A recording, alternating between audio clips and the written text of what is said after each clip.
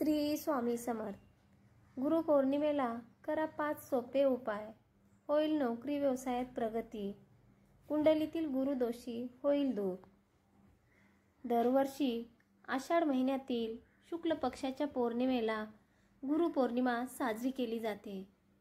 गुरुपौर्णिमेच्या निमित्तानं लोक आपल्या गुरु शिक्षकांना आदर करतात।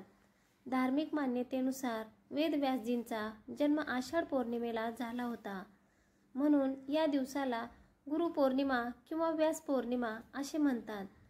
गुरुपौर्णिमेच्या मुहूर्तावर 5 सोप्या उपायांनी तुम्ही तुमच्या नोकरी आणि व्यवसायात प्रगती करू शकता आणि कुंडलीतील गुरुदोषी शांत होऊ शकतो। गुरुपौर्णिमेसाठी ज्योतिषीय उपाय। 1.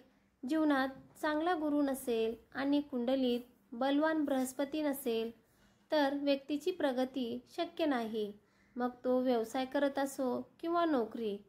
अशा स्थितीत गुरुपौर्णिमेच्या दिवशी भगवान विष्णूची पूजा करावी, विष्णू सहस्त्रनामाचे पठण करावे।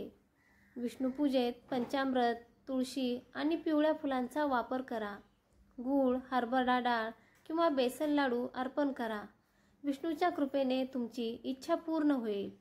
2. गुरुपौर्णिमेनिमित्त आपल्या पूजागृहात गुरुयंत्राची स्थापना करून गुरुयंत्राची पूजा करा। त्यानंतर दर गुरुवारी विधीपूर्वक पूजा करावी।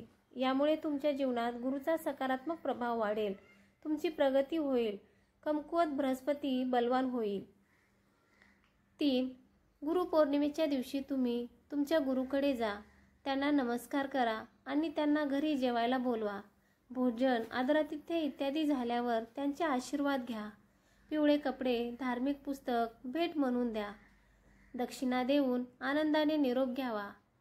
गुरुच्या कृपेने बृहस्पती दोष दूर होईल आणि नशीब चमकेल। 4.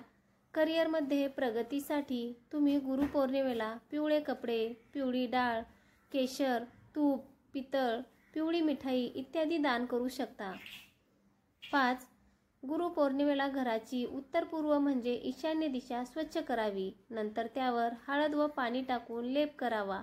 त्यानंतर तेथे तुपाचा दिवा लावावा। ईशान्य कोण देवगुरु बृहस्पतीशी संबंधित आहे। या उपायाने घरात सुख, शांती आणि समृद्धी नांदते। श्री स्वामी समर्थ।